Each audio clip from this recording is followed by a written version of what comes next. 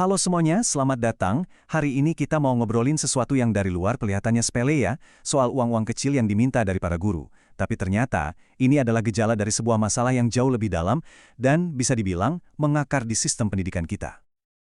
Oke, kita mulai dari pertanyaan yang dalam banget nih, yang jadi dasar dari semua pembahasan kita kali ini.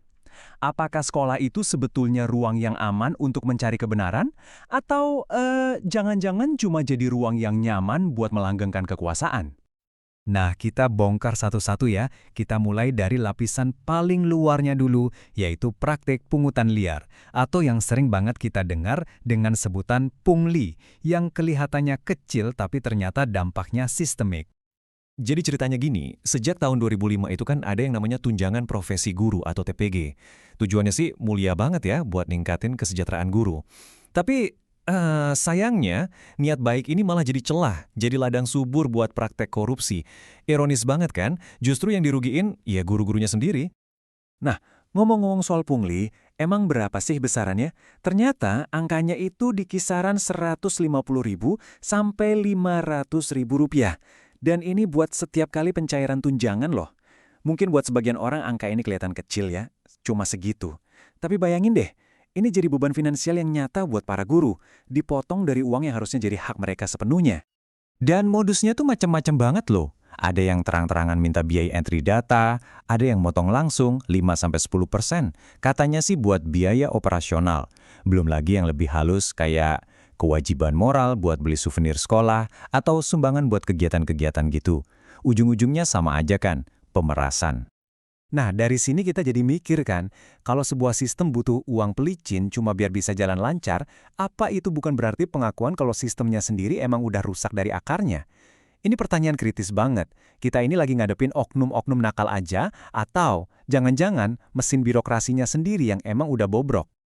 Oke, sekarang pertanyaan berikutnya, kenapa kok guru-guru ini seringnya diem aja, nurut aja?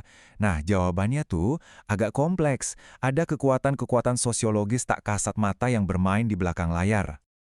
Biar ngerti kenapa mereka nggak ngelawan, kita perlu kenalan sama konsep dari sosiolog Pierre Bourdieu, namanya kekerasan simbolik. Ini penting nih, ini bukan kekerasan fisik ya, bukan tonjok-tonjokan, tapi ini soal dominasi yang terselubung, yang saking seringnya terjadi, akhirnya dianggap normal, baik sama yang mendominasi maupun yang didominasi. Pungli itu dianggap, udah biasa, dari dulu juga gitu. Jadinya, ngelawan itu malah kelihatan aneh. Dan ya, akibatnya ya gitu. Banyak banget guru yang akhirnya milih buat ya udah patuh aja deh daripada ribet ngelawan. Ini jadi kayak jalan pintas, jalan yang paling gampang. Sebuah respons yang jadi wajar karena sistemnya kelihatan gede banget dan terasa mustahil buat diubah. Tapi nggak cuma itu, ada lagi konsep dari Foucault, namanya kekuasaan disipliner. Maksudnya apa? Jadi masalahnya tuh bukan cuma satu pejabat korup di atas sana. Kekuasaannya itu nyebar, ada di dalam sistemnya, di dalam aturannya. Contoh gampangnya gini, operator sekolah yang ngurusin data guru. Dia kan bukan pejabat tinggi, tapi dia jadi penjaga gerbang. Dia punya kuasa buat nentuin tunjangan seorang guru cairnya cepat atau lambat. Nah, itu dia. Oke, dari semua ini, ada satu konsekuensi yang menurut saya paling ironis sekaligus paling ngerusak, yaitu nilai-nilai profesionalisme guru jadi kebalik 180 derajat. Ini benar-benar ironis. Coba deh kita lihat, kualitas yang kita pengen ada di seorang guru itu kan kritis, jujur, kompeten, tapi di dalam sistem yang korup ini, kualitas-kualitas itu justru dianggap sebagai ancaman. Guru yang kritis dianggap pengganggu. Guru yang jujur, wah, dicap nggak kooperatif. Parah kan? Dan ini bukan cuma sekedar cap atau omongan doang loh. Ini nyata. Guru-guru yang berkualitas ini beneran dihukum sama sistem. Mereka bisa dapat penilaian kinerja yang nggak adil, karirnya sengaja dihambat, bahkan sampai dikucilin dari pergaulan karena dianggap nggak loyal atau nggak bisa diajak kerjasama.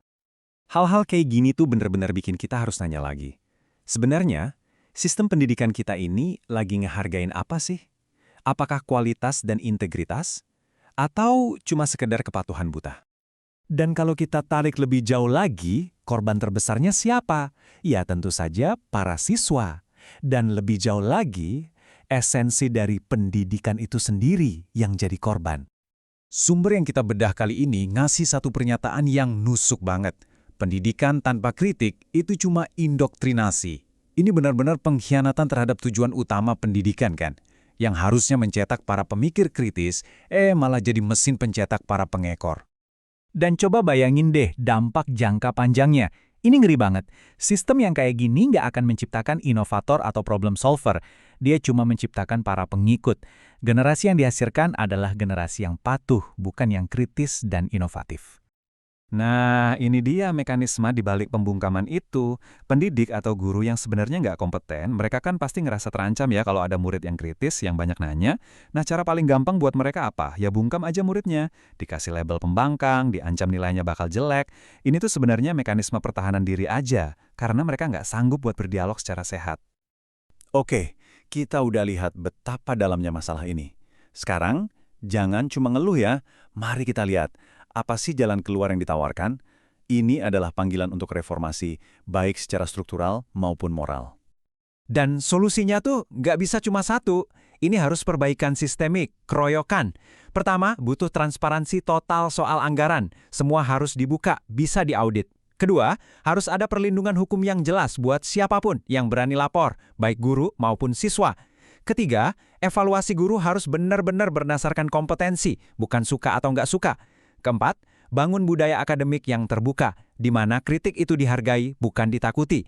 Dan terakhir, para pemimpin sekolahnya harus dilatih soal etika. Semua ini harus jalan barengan. Sebelum kita tutup, ada satu hal yang penting banget buat kita sadari. Taruhannya ini besar banget. Ini bukan cuma masalah internal sekolah loh, ini soal masa depan bangsa kita. Karena sistem sekolah yang rusak pada akhirnya pasti akan menghasilkan masyarakat yang rusak juga. Dan sebagai penutup, saya mau kita semua sama-sama merenungkan pertanyaan yang provokatif ini. Kalau di sekolah kita, tempat anak-anak belajar berpikir, itu malah dianggap sebagai sebuah ancaman. Lantas siapa yang sebetulnya salah? Pertanyaan ini sengaja nggak ngasih jawaban, tapi ngajak kita buat ngeliat lebih dalam lagi. Bukan cuma gejalanya, tapi akar masalah dari sistem yang melahirkan semua ini.